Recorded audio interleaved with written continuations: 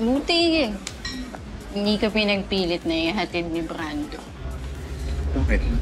Tirador eh. Bakit pa naman nasabi? Baka marinig ka na. Sabihin niya sa'yo, wala kang karapatan na magsalita ng ganyan dahil wala kang konkretong ebidensya. Ang dami ko nun. Ah, Gaya no? mass crime. Mayroon yun sila. Huwag kang mag-aakusa. Baka ikaw yung makasuhan. Basta. Narinig ko siya nag-uusap kahit si Udi. Alam ko yun.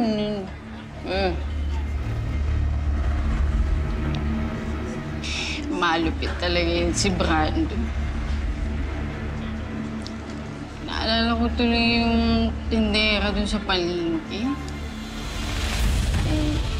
Anak dun sa pinatay yun sa kooperatiba. Tao niya na Brando yung sunog mo.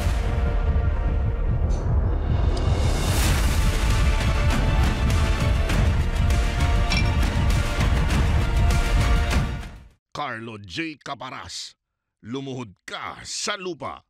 Weekdays sa Hapon Champion.